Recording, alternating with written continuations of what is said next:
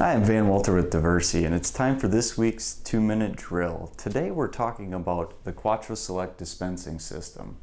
And I wanted to give you some key tips to remember when using this dispensing system to make sure you're successful and make sure that the unit lasts a long time for you. So the first thing I'd like to remind you of is just some key things as far as troubleshooting if the unit's not working properly or doesn't seem to be working properly. If you go and you use the bottle fill or the bucket fill, nothing seems to be drawing out of the dispenser at all. The first thing to check is the water supply to make sure that's turned on and it's turned on all the way. We recommend using cold water with all of our chemicals, and so you want to make sure that the cold water's turned on and it's turned on all the way.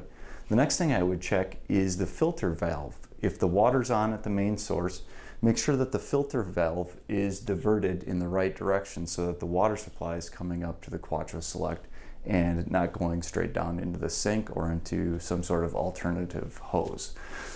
The second thing is if the product isn't drawing from one of the 4 stations, the first thing I always recommend checking is the chemical bottle. So the chemical bottle will feed, the individual stations if you're selecting one of the 4 quadrants.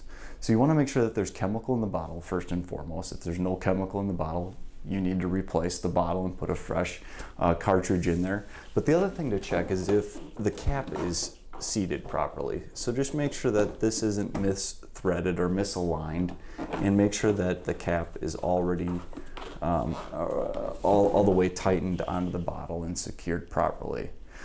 The next thing I'd like to talk to you about today is just filling the spray bottle. So when you're filling a spray bottle, here I have Virex. I'm going to select the right product here.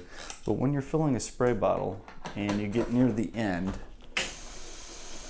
you'd want to release or let off from the dispensing mechanism when it's at about 75%. And that'll help so that foaming or excessive product doesn't come splashing out of the bottle. And there's a little bit that'll drip down into the bottle after you release it and turn it off. So at about 75%, shut that off and you should be good to go. Finally, I'd like to end with the bucket fill hose. A couple key tips to remember when using the bucket fill hose.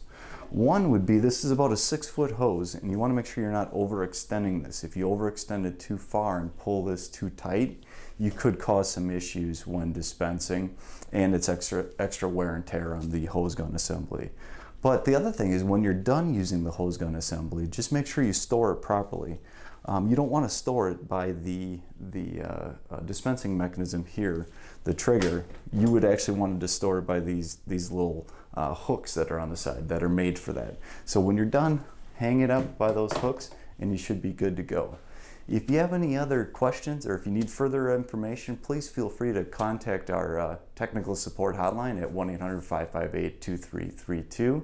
Otherwise, thanks for checking out our 2-minute drill this week. See you next week.